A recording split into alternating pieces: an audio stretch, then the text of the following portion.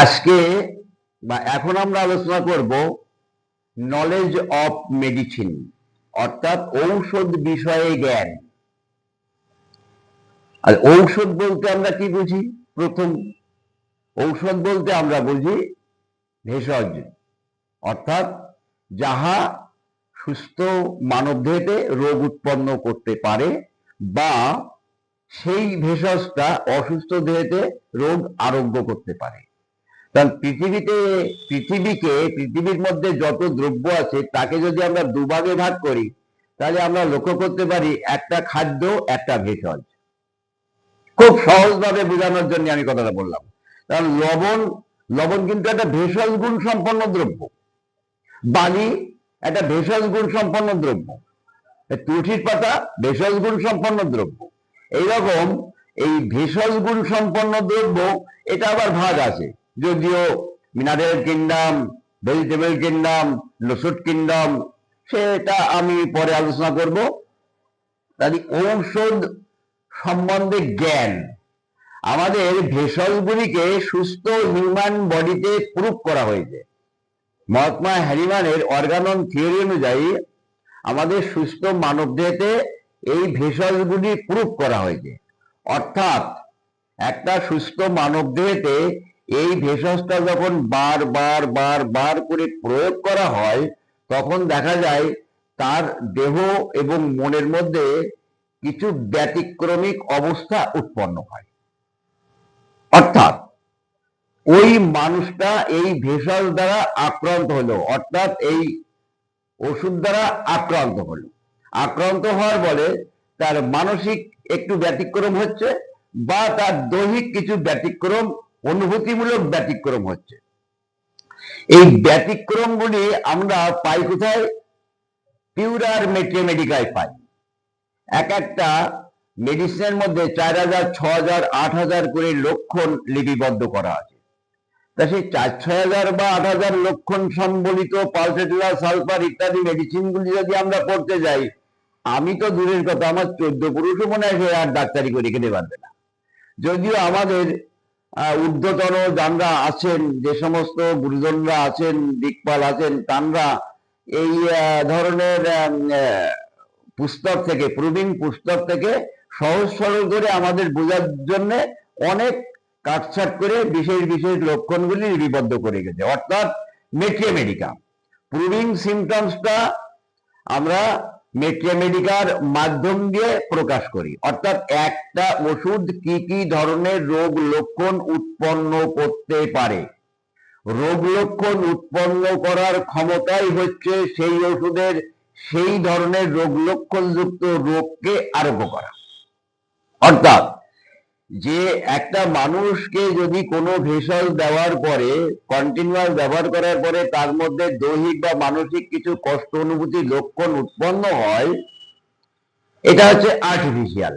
যখন ন্যাচারাল ভাবে কোনো মানুষ সাধারণভাবে আক্রান্ত হয়ে তেমন ধরনের লক্ষণ প্রকাশ করবে, তখন সেই ওষুধটা আমরা যদি শক্তিকৃত ভাবে সেই বডিতে আমরা প্রয়োগ করি তাহলে দেখা যাচ্ছে সেই প্রাকৃতিক কষ্টগুলি, অর্থাৎ রোগটা তার নির্মূল হয়। এখানে বলা হয়, বোঝাতে গেলে, ফিলোসফিক্যাল বোঝাতে গেলে, যে অস্ত্রে ধার আছে, অর্থাৎ যে অস্ত্র অন্যের আত্মহনন করতে পারে, সেই অস্ত্র নিজের আত্মরক্ষা করতে পারে। অর্থাৎ খেলনা পিস্তল রেখে দিলে কিন্তু আমার আত্মরক্ষা হবে না, ওই পিস্তল থেকে গুলি বের হয় বলেই কিন্তু ওই পিস্তল দ্বারা আমার আত্মরক্ষা সম্ভব। অর্থাৎ যে ভেষজ যেমন ধরনের রোগ উৎপন্ন করতে পারে, সেই ভেষজ তেমন ধরনের রোগ লক্ষণ আবিষ্কার করতে পারে। অর্থাৎ একটা সুগন্ধ কখন প্রয়োগ হয়? দুর্গন্ধকে টালানোর জন্য। কোনো জায়গায়, কোনো ঘরে যদি আমাদের দুর্গন্ধ হয়, আমরা ঘর দরজা পরিষ্কার করার পরে যখন সুগন্ধ অ্যাপ্লাই করি তখন ওই দুর্গন্ধটা দূরীভূত হয়। অর্থাৎ একটা গন্ধ দ্বারা আর একটা গন্ধ দূর করা যায়।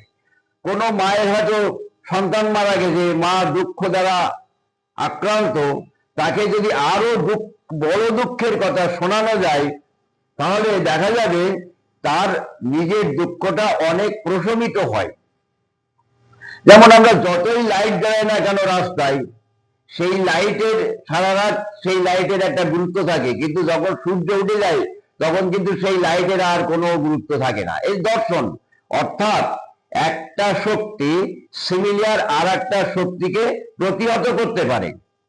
তাহলে এই প্রতিহত যে করতে পারে, এই যে ওষুধগুলি, এই ওষুধ বিষয়ে আমাদের কিন্তু পূর্ণাঙ্গ জ্ঞান থাকা দরকার, আংশিক নয়। ওই লজ্জা অবনত চোখ স্ট্র্যাটিজাই কিভাবে ব্যবহার করো না, এইরকম সিঙ্গেল সিঙ্গেল সিমটমস অর্থাৎ পরিচায়ক লক্ষণ ধরে ওষুধ ব্যবহার করে কিন্তু রোগীকে আরোগ্য করা যায় না।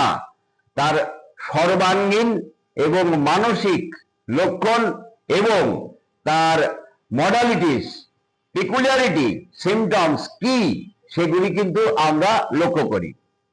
আমরা প্রুভিং সিমটমস, আমাদের মেডিকাটা ভরপুর হচ্ছে দু ধরনের সিমটমস, এক প্রুভিং সিমটমস, দুই ক্লিনিক্যাল সিমটমস। ক্লিনিক্যাল সিমটমস বলতে যেমন মনে করে মুখ দিয়ে রক্ত ওঠা, আমি বুঝাচ্ছি, কারোর হয়তো মলদ্বারে নালিকা হয়েছে, তাহলে আমরা ধরো সিলিকা দিয়েই আমরা ওই রোগীটাকে ট্রিটমেন্ট করবো। তা সিলিকা কি মলদ্বারে ভগন্দর তৈরি করা হয়েছিল? না, তা কিন্তু কখনোই তৈরি করা হয়নি। ওই ভগন্দরের নালিকাটা হচ্ছে ক্লিনিক্যাল সিমটমস এর মধ্যে পড়ে। তা এবার ম্যাথমেটিক্যাল পড়ার সময় আমাদের খেয়াল করতে হবে কোনটা ক্লিনিক্যাল সিমটমস আর কোনটা প্রুভিং সিমটমস, কোনটা মানসিক লক্ষণ, কোনটা পিকুলিয়ারিটি লক্ষণ, অস্বাভাবিক, এটা আমাদের খেয়াল করতে হবে। কোনটা মডালিটিস, রোগী কি চায়, ইত্যাদি ইত্যাদি আমাদের ফলো করতে হবে। তাহলে ম্যাথমেটিক্যাল পড়ার সময় কিন্তু আমাদের খেয়াল করতে হবে যে একটা লক্ষণে কিন্তু আমাদের একটা ওষুধ হয় না।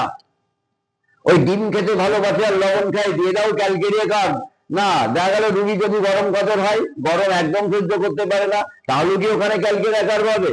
যদিও হ্যানিম্যান সাহেব, জেমস টেলর কেন্ট সাহেব ক্যালকেরিয়া কার্বের মধ্যে বলছে যে তুমি 1 ডজন সিমটমস পেলে ক্যালকেরিয়া কার্বের, কিন্তু রুগী গরম কাতর, তুমি তাকেও কি ক্যালকেরিয়া কার্ড দিয়ে রুগী আরোগ্য করতে পারবা? তাহলে পরিচায়ক লক্ষণ ধরে ওষুধ দেওয়া যাবে না। তাহলে এর মধ্যে যে বিশেষ লক্ষণ, এই বিশেষ লক্ষণ বলতে রোগীর মধ্যে আর কি তাৎপর্য আছে, কি পিকুলিয়ারিটি আছে, কি অস্বাভাবিকতা আছে, সর্বাঙ্গীন আর কি লক্ষণ আছে, এই বিষয়ে একটা ওষুধ কি করতে পারে, কি করেছিল, প্রুভিং এ কি কি পাওয়া গেছিল, ক্লিনিক্যাল সিমটমসে কি কি পাওয়া গেছিল, ম্যাথমেটিক্যালটা পূর্ণভাবে পড়ার পরে একটা ধারণা কিন্তু আমাদের জন্মাবে। যেমন একটা মানুষকে দেখতে দেখতে, একটা মানুষের গলার স্বর শুনতে শুনতে আমাদের এমন অভ্যস্ত হয়ে যায়, রাত্রি 12টার সময় এসে যদি আমাদের দৃষ্টির বাইরে থেকেও আমাদেরকে ডাক দেয়, তাহলে আমরা বুঝতে পারি অমুক এসে ডাকছে। ঠিক অনুরূপ ভাবে রুগী দেখতে দেখতে আমাদের এমন অভিজ্ঞতা হয়। তাহলে এমন অভিজ্ঞতা রুগী দেখতে দেখতে যেমন হয়, তেমন ম্যাথমেটিক্যাল পড়তে পড়তে জীবন্ত যে চিত্রটা, এই চিত্রটা আমাদের হৃদয়ঙ্গম হবে। তাহলে ওষুধ বিষয়ে জ্ঞান আমাদের অ্যাব্রোডেনাম থেকে শুরু করে জিঙ্কাম মেটালিকাম পর্যন্ত অনেক মেডিসিন আছে, যেটা আমাদের এই মানব জীবনে মনে হয় আয়ত্ত করা সম্ভব হবে না। তবু আমি লক্ষ্য করেছি যে জেমস টেলর কেন্ট বা অন্যান্য মহৎ ব্যক্তিরা যে সমস্ত ওষুধগুলি নিয়ে সদা সর্বদাই ট্রিটমেন্টে পড়ে থাকতেন, 70, 80, 100টা মেডিসিন যদি আমরা রাখতে পারি, তাহলে কিন্তু আমাদের মনের মধ্যে, তাহলে আমরা কিন্তু রোগী ট্রিটমেন্ট করতে পারি। অর্থাৎ ঔষধ বিষয়ে জ্ঞান, ঔষধ কি করতে পারে। এলিয়াম সেপা, ইউথ্রেসিয়া, এলিয়াম সেপাও জল পড়ে, আবার ইউথ্রেসিয়াতেও জল পড়ে। তা দুটো পার্থক্যমূলক লক্ষণ কি? মার্কসলেও গলা ব্যথা হয়, ফাইটোলক্কাও গলা ব্যথা হয়। তাহলে মার্কসলের কেমন গলার ব্যথা আর ফাইটোলক্কার কেমন গলা ব্যথা, আমরা যদি এই দুটো সম্পর্কে সেই মার্কসল সেই ফাইটোলক্কা পড়ে যদি হৃদয়ঙ্গম করে রাখতে পারি, তাহলে আমরা রুগী দেখার সময় কেস রেকর্ড করে আমার রুগীটা ফাইটোলক্কা না আমার রুগীটা মার্কসল আমাদের নির্বাচন করতে সুবিধা হয়। অর্থাৎ ঔষধ বিষয়ে একটা পূর্ণাঙ্গ জ্ঞান আমাদের প্রয়োজন। আর এই মধ্যে যে লক্ষণ আমি বললাম, সেই লক্ষণগুলি, লক্ষণ ক্লাসিফিকেশন আমি পরবর্তীতে জানাবো। আলাদা করে ভিডিও করে লক্ষণ ক্লাসিফিকেশন সম্পর্কে আমি তোমাদের জানাবো।